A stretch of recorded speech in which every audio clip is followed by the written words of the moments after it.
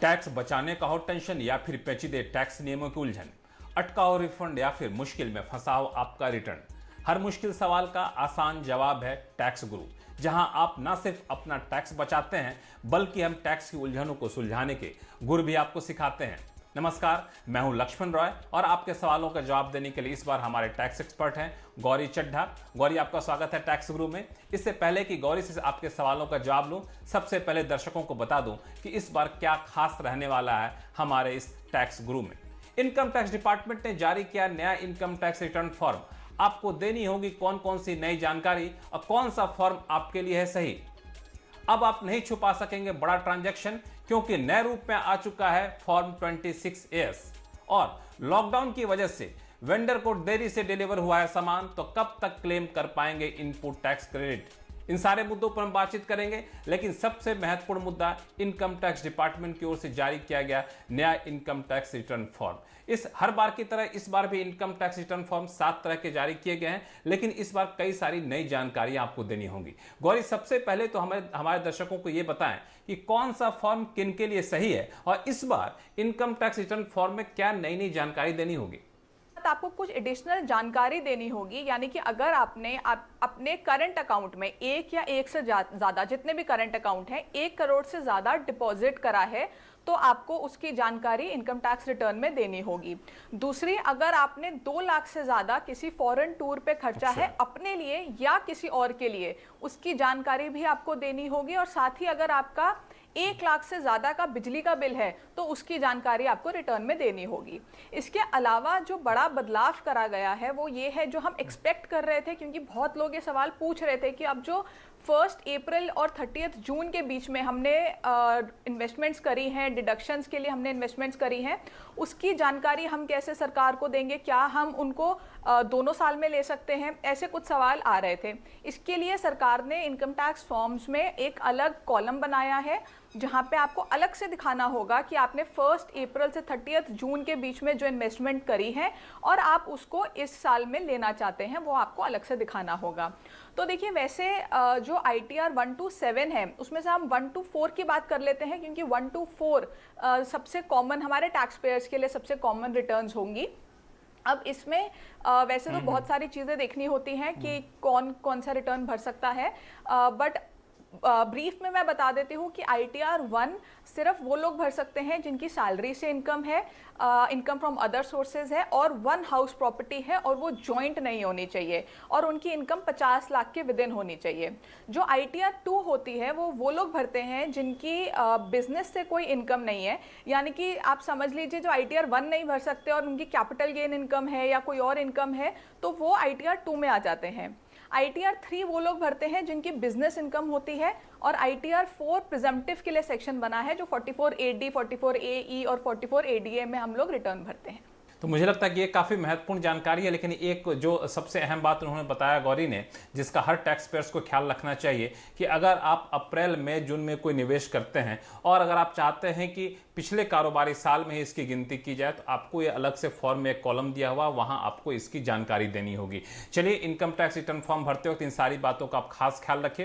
फिर भी अगर कोई उलझन हो आप हमें ज़रूर लिखें, हम आपको अगले शो में उन सारे उलझनों को दूर करने की कोशिश करेंगे। शुरू करते हैं सवाल जवाब का सिलसिला। सबसे पहले कॉलर हमारे साथ जुड़ गए हैं जयपुर से कुलदीप कुमार खंडेलवाल जी। खंडेलवाल जी, स्वागत है आपका टैक्स गुरु में। बताइए क्या उलझन है आपकी। नमस्कार जी, मुझे मेरी पत्नी की है ना इनकम टैक्स रिटर्न भरनी है। नमस्कार। उसमें 4 तरह की इनकम है।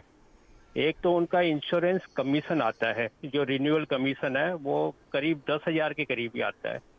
दूसरा, वो घर पे है ना ट्यूशन लेती है, उससे करीब 1.5 लाख के करीब उनकी इनकम होती है। तीसरा, बैंक और बॉन्ड पे है ना जो इंटरेस्ट आता है वो इनकम है। और चौथा, डिविडेंड इनकम है। तो कौन सा अभी फॉर्म एप्लीकेबल होगा जिसको मैं भरूं? अभी हम डिस्कस कर रहे थे कि ITR 1 कौन कौन भर सकता है।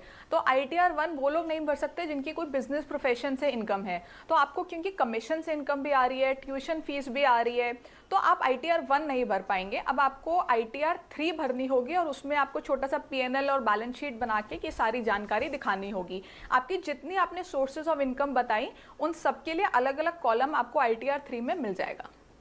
चलिए, अगले कॉलर हमारे साथ हैं अहमदाबाद से असीत शाह साहब। असीत जी, क्या सवाल है आपके? हाँ हाँ जी, तो बताइए। मेरा जी, सवाल बताएं, ये था क्या कि सवाल है मेरा आपके? मैं एनुअल जो रिटर्न भरता हूँ that is around 9 lakh rupees के आसपास का रिटर्न भरता हूँ मैं। तो आज तक मैं उसमें हाउसिंग लोन इंटरेस्ट बेनिफिट लेता था, ETC ATD सब क्लेम करता था। अभी मैंने हाउसिंग लोन का प्रीपेमेंट कर दिया है पूरा। और मेरी वाइफ का जो रिटर्न है वो अराउंड 6 लाख रुपीज का कंसल्टेंसी का रिटर्न में भरता हूँ वाइफ का। तो अभी मेरा सवाल ये है कि मैं अगर सेकंड रेजिम में जो नए साल में एप्लीकेबल है इनकम टैक्स का उसमें स्विच हो जाऊं और वाइफ का मेरा जो ETC में क्लेम करता था वो मैं वाइफ में क्लेम कर सकता हूँ? सब इंश्योरेंस पॉलिसी वगैरह मेरे नाम पे ही है। देखिए, आपने जितनी भी टैक्स सेविंग इंस्ट्रूमेंट्स की बात करी है उन सब में डिडक्शन आपने अपने नाम पे ली है। आपको इनवॉइस रिसीट जो भी है वो आप ही के नाम पे मिला होगा और पेमेंट भी आप ही ने करी है। तो आपको इसमें ऐसा नहीं कर सकते कि आप अपनी वाइफ के नाम पे उसको दिखा दें।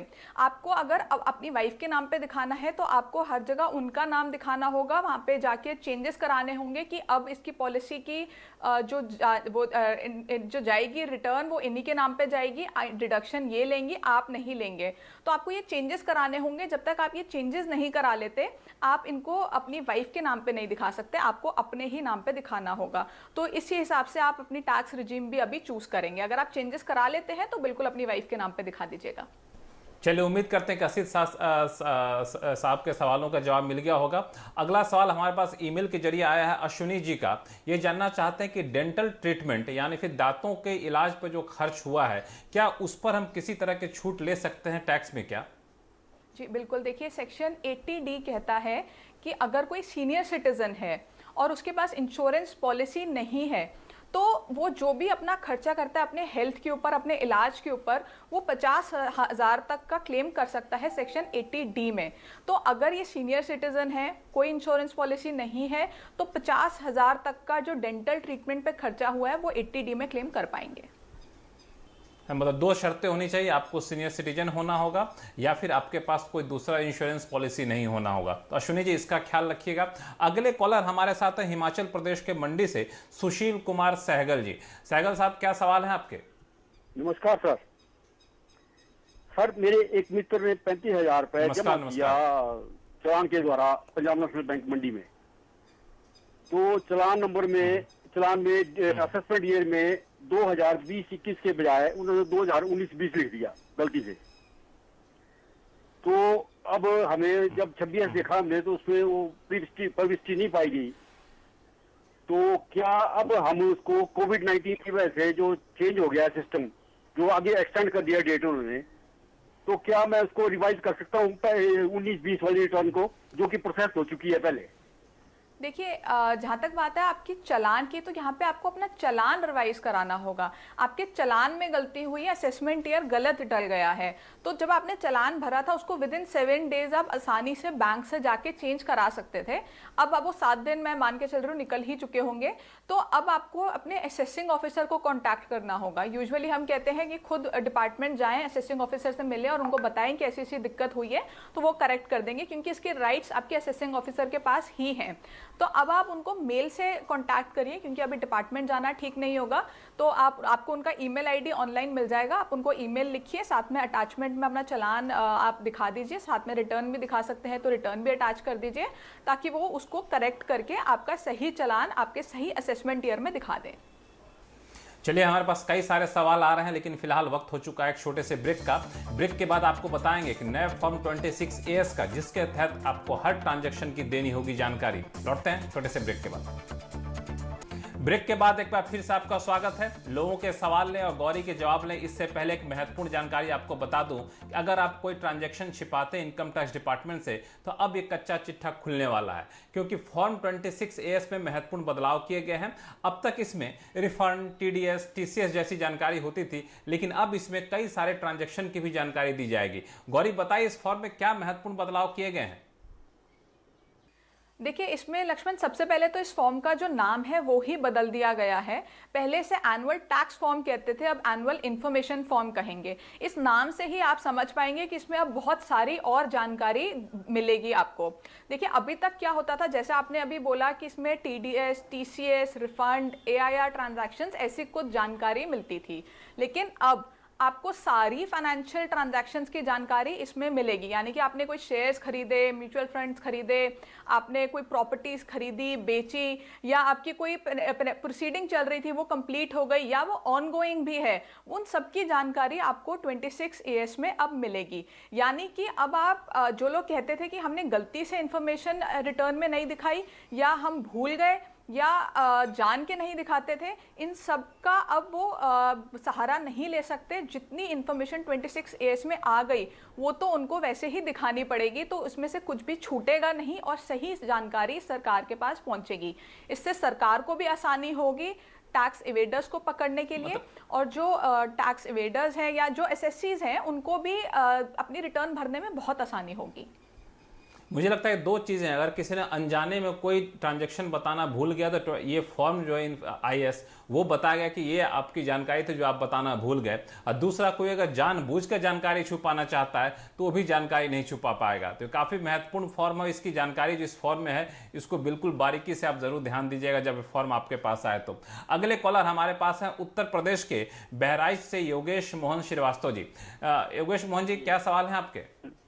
नमस्ते सर। ठीक है सर,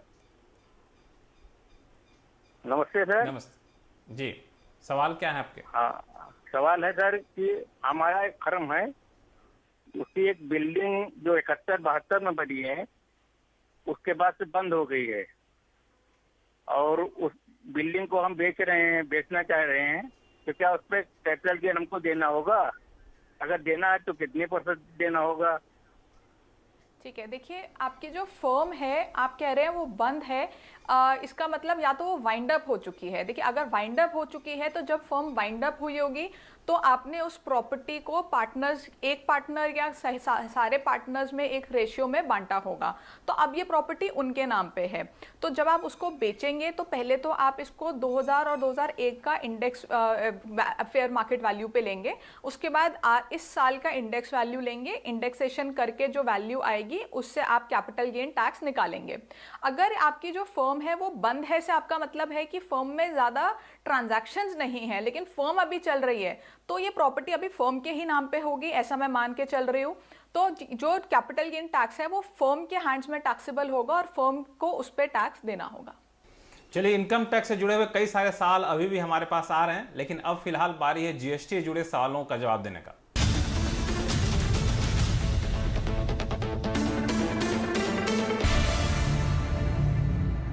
GST से जुड़े सवालों पर पहला फोन कॉल हमारे पास आया हरियाणा के पानीपत से सूर्य प्रकाश सिंह साहब का। सूर्य प्रकाश जी, क्या सवाल है आपके, जरा बताइए। सर मेरा सवाल ये है कि कोई भी सर्विस एक रेसिपेंट ले रहा है या कोई मटेरियल ले रहा है और उसके ऊपर वो डिले करता है सर्विस प्रोवाइडर या सप्लाई प्रोवाइडर जो भी है, और रेसिपेंट जो है उससे चार्ज करता है as a late delivery clause, तो उस लेट डिलीवरी अमाउंट पे GST के क्या प्रोविजन है? देखिए इसमें पहले तो दो चीज़ें होती हैं पेनल्टी के केस में। अगर पेनल्टी चार्ज करी जा रही है, यानी कि सपोज करें इनवॉइस वैल्यू 1 लाख रुपए है और उस पर क्योंकि डिले हुआ है तो अब आपको 1,10,000 मिल रहे हैं, तो GST पूरा 1,10,000 पे लगेगा। अगर डिले की वजह से कोई पेनल्टी लोग कम दे रहे हैं, काट के दे रहे हैं, और 90,000 का इनवॉइस रेज हो रहा है, 10,000 का पेनल्टी काट लिया जाता है, तो उस 10,000 पे GST देने की कोई ज़रूरत नहीं होगी। आप इसको डेबिट नोट और क्रेडिट नोट के थ्रू एडजस्ट कर सकते हैं, इसका जो इफेक्ट है वो नलिफाई हो जाएगा। चलिए, हमारे साथ अगला सवाल आया है उत्तर प्रदेश के बलिया से वेद प्रकाश अग्रवाल जी का, जो हमारे साथ फोन लाइन पे जुड़ गए हैं। वेद प्रकाश जी, क्या हाल है आपके, क्या सवाल है, बताइए। जी सर, GST से संबंधित मेरी यह समस्या है कि मैं कंपोजिशन डीलर में 31 मार्च 2020 तक था। अब 1 अप्रैल 2020 से मैं रेगुलर डीलर में शिफ्ट होने के लिए TMP 0 फॉर्म द्वारा आवेदन किया 6 अप्रैल को। अब मेरे को 1 महीने के अंदर ITC 01 में स्टॉक देना था, जो कि लॉकडाउन की वजह से मैं नहीं दे पाया।